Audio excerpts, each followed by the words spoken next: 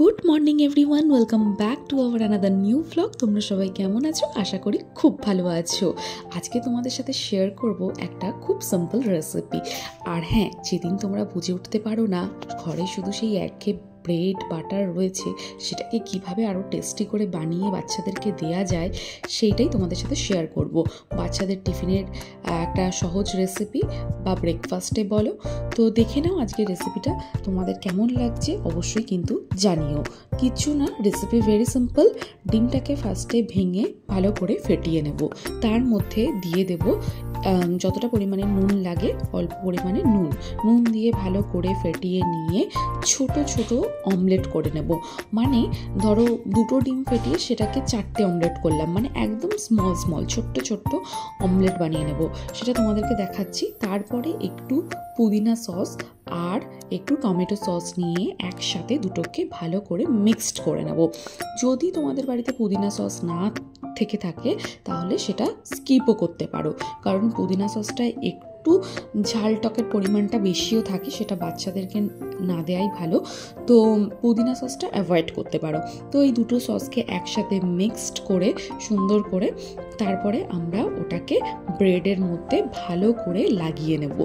ব্রেডগুলোকে কিন্তু আমাদের ভালো করে আগে সেঁকে নিতে হবে। সুন্দর করে ব্রেডগুলোকে আমি সেঁকে নিয়েছি। তারপরেই দেখো ছোট ছোট অমলেট বানিয়ে নিয়েছি। তারপরে এই সসটা যেটা বানিয়ে রেখেছিলাম সেটাকে সুন্দর করে ব্রেডের গায়ে ভালো করে লাগিয়ে নেব। লাগবে কিন্তু আমাদের 2 কিউব চিজ, কারণ চিজেই কিন্তু টেস্টটা আসবে আর বাচ্চাদেরও বেশ ভালো লাগবে।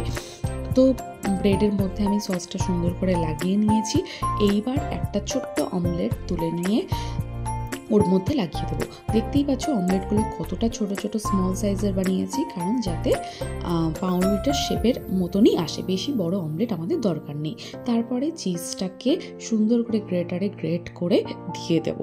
ব্যাস, তারপরে আর একটা পিস পাউরুটি দিয়ে ওটাকে কভার করে দেব।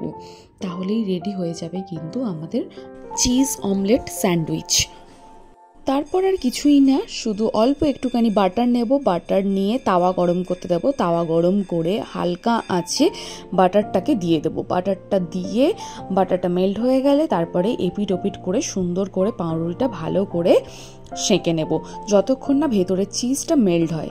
তো খেতে কিন্তু ভীষণ টেস্টি হয়েছিল। রিভিউ নিয়েছি আমি সুমি মাসির কাছ থেকে।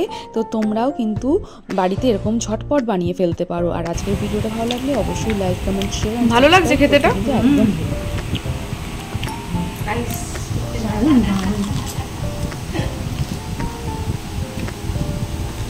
নেক্সট ব্লগে আবার দেখা হচ্ছে।